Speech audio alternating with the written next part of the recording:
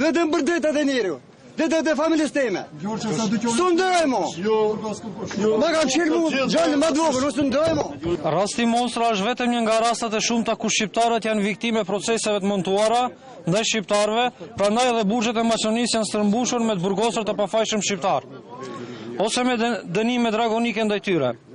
Këtu ja vlen të kthejmë në kujtesë rastin e Sopotit apo Brodecit, ku ashtu si në rastet ashtu quajtur Monstra, u bastisën shumë shtëpi dhe u arrestuan e u maltretuan shumë shqiptar, duke mos i kursyer as gratë, e fëmijë e as pleq. Duke qartë se me rastin Monstra dhe dënimin e 6 shqiptarëve me burg përjeshëm, si dhe 6 tjerëve që protestuan kundër këtij vendimi dhe u dënuan me nga 3 vjet burg, është mbushur kupa ku shqiptarët ndërmjet protestave kanë vendosur të vënë në dukje para opinionit të brendshëm dhe atij ndërkombëtar se sistemi gjyqësor masoni është i politizuar dhe i korruptuar duke sjellë vendime antishqiptare. Ky qëndrim i ynë nuk është as pak emocional, por i sakt pasi edhe qëndrimi i BE-s pothuajse në të gjithë raportet për masonin thekson nevojat e reformave të thella në gjyqësi, përfshirë edhe depolitizimin dhe luftën ndaj korrupsionit. Andaj ne si këshill organizativ ftojmë gjithë opinionin shqiptar masoni që me anë protestave në vazhdimsi ta mposhtim këtë sistem diktatorial të gjyqësorit masoni, i cili po sillet me fanatizëm ndaj qytetarëve të saj e posaçërisht ndaj shqiptarëve. Në këtë mënyrë të orvatimi të parandelojmë edhe në të ardhmen raste të tilla dhe skenare të ngjashme. Si këshill organizativ falenderojmë Tiranën dhe Prishtinën, por edhe diasporën shqiptare për mbështetjen e deri tanishme për pafajësinë të burgosur në këtë rast politikisht të montuar dhe besojmë se kjo mbështetje do të vazhdojë në mënyrë permanente derisa ta demaskohet tërësisht gjyqësorin masoni dhe të vëhet në dukje si para opinionit të brendshëm, ashtu edhe para atij ndërkombëtar se gjykatat janë bashkëpjesëmarrës në politikën antishqiptare në këtë vend, duke i kontribuar antishqiptarizmit me disa vendime skandaloze. Në këtë rrugën tonë shpresojmë edhe mbështetjen e diplomatëve ndërkombëtar dhe gjithë faktorëve relevant. Pasi kemi humbur shpresat për drejtësi në gjykatat vendore, shpresën e vetme për drejtësi në rastin Monstra në mbetet gjykata e Strasburgut, por gjithsesi pasi të jenë kaluara gjitha instancat e gjyqësore në këtë vend. Apelojmë që policia në të ardhmen mos jetë pengesë protestave dhe realizimit të marshutave të paralajmëruara, siç ndodh në protestën e fundit, por edhe këtë sot, ku megjithatë ishte paralajmëruar në kohë se protesta do të bëhen para qeverisë. Marshuta e protestuesve u depengua dhe u detyruat të ndërpritet para qendrës tregtare Mavrosja. Këshilli organizativ koordinues për procesin e montuar politikisht Monstra. Kryetarin e qeverisë Maqedonisë së bashku me kabinetin e tij, nga kush po frigohet. Përse na ndalojnë këtu? Përse na ndalojnë edhe pse e kemi paraqit në mënyrë të rregullt protestën tonë? A mendon se nuk do t'i ndëgjon këto fjalë?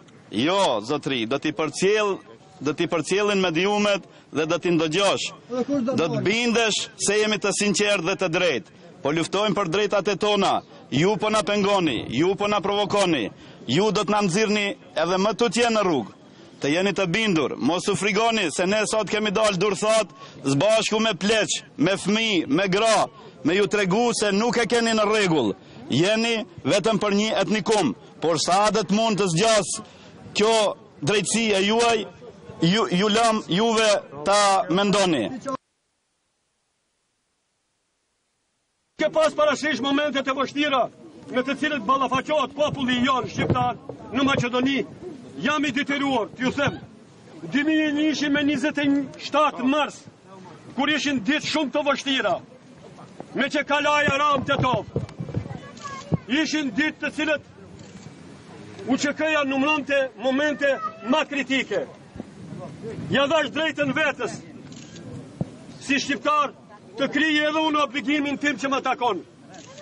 Dhe mora atë rrugë që nuk ishte aq e lehtë, por megjithatë besoja se është një pozicionimi imi i fortë kombëtar dhe këtë drejtim, edhe pse fillimi ishte shumë i vështirë, por fundi ishte shumë i rëndësishëm se fitu triumfum. Bravo!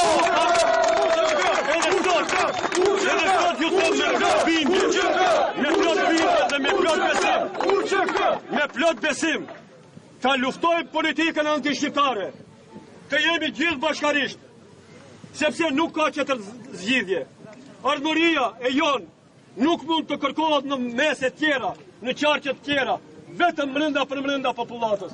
Dhe kam parasysh se populli shqiptar, kudo që jeton, ka këtë guxim dhe do të jetë i pa poshtur edhe këto momente kur e kemi këtë kordon shumë të turpshëm, këtë kordon shumë skandalos që neve na ndalon me dëpërtu pjesën e Shkupit Dardan, Shkupit që ka përfaqësu kulturën, historinë e shqiptarëve, ku historia e shqiptarëve me ardhjen e Hasan Prishtinës, me kriengrisit shqiptar, ku e vuni flamurin kombëtar të ura gurit, nuk e vuni këto ku janë pozicionu, të ura gurit me gjithë bashkëmësëtarët e vetë, bashkëveprimtarët e ti. Do t'ju them edhe njërisi që duhet t'a dini, me 14 korrik, 1912, mbledhën të bolë gjithë krerat shqiptare në Shkup, në bajnë kuvend, dhe këtu është mërë nisma për shpalljen e pavarësisë së Shqipërisë. Dhe ka kërku mbajtjen e gjithë komiteteve të krahinave dhe të pallat pavarësia e Shqipërisë. Shkupi ka një histori të veçantë në çështjen kombëtare dhe në momentet kyçe ka luajtur atë rol. Ne jemi të detyruar e kemi borxh gjeneratave që janë të gjalla dhe gjeneratave që vinë pas nesh që t'ju ndihmojmë që t'ja lëmë një të ardhme më të mirë, që vejmë një gur themel në ardhmërinë e tyre. Të nderuar qytetarë shqiptar të kësaj treve ka herë shqiptare, unë erdhën nga Medvegja e vogël shqiptare që të bashkangjitem me juve vetëm me një arsye të thjeshtë, sepse çdo dhembje e një shqiptari është dhembje të gjithë shqiptarëve. Prandaj ju kërkoni drejtsinë e cila u takon, andaj ajo drejtësi më mungon edhe mua. Për këtë e bëra këtë rrugë dhe përshëndes organizatorët e kësaj proteste dinitoze dhe të qetë e paqësore në kërkimin e të drejtave shqiptare, të cilat fatkeqësisht po cenohen në shkallën më të lartë të zhvillimit dhe civilizimit njerëzor. Andaj, fillimisht e përshëndes edhe zotri Idris Sinanin, kryetar të IGFM-s për Maqedoni, i cili po jep një kontribut të madh edhe për trevën tonë, të cilës i mungojnë po kështu dhe i shkilen të drejtat kombëtare edhe njerëzore. Unë mendoj se krenari është të luftohet dhe të kërkohen të drejtat të cilat janë të rregulluara shumë para ditës sotit me konventa ndërkombëtare dhe me ligje të secili shtet i cili pretendon të jetë shtet demokratik. Andaj, duke ditur se për këtë shtet në të cilin jetoni ju, shqiptarët kanë dhënë shumë kontribut, kanë bërë shumë sakrifica që ky shtet fillimisht të bëhet shtet, pastaj edhe të zhvillohet si shtet. Unë mendoj se ja ka borxh shqiptarisë ky shtet që s'paku t'ja jap të drejtat e tyre sikur njerëz dhe qytetarë të këtij vendi. Andaj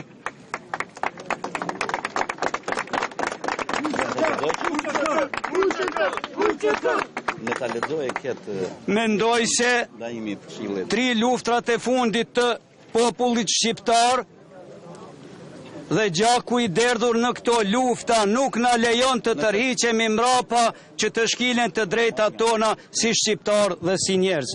Unë u përgëzoj dhe unë mbështes deri në fund që të drejta shqiptare t'i gëzojnë shqiptarët kudo që jetojnë. Përfaqësoj shoqatën Makovale e cila vjen nga Namyri Belgjikës dhe është njëra ndër shoqatat të cilat organizoi protestën e cila u majt në Bruxelles për lirimin e rastit Monstra. Bëj apel të gjithë shoqatave shqiptare në diasporë, por bëj apel njëkohësisht politikanëve shqiptarë në Maqedoni, të cilët me votën e popullit shqiptar janë në vendet dhe në karriket të cilat gjenden që të kryen detyrën e tyre ndershëm ndaj votës dhe ndaj popullit i cilët i përkasin.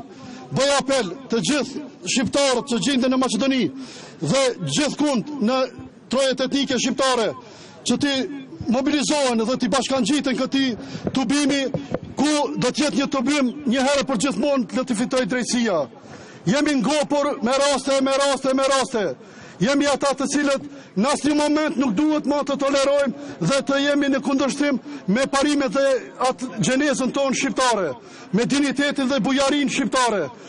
Bëj apel të gjithë të burgosurit shqiptar, të cilët gjenden sot në kazamatet maqedonase, le të durojnë edhe pak se shqiptarët do të zgjohen dhe do të lirojnë të gjithë të pafajshmit, të cilët u burgosën për qëllime të caktuara politike ditore.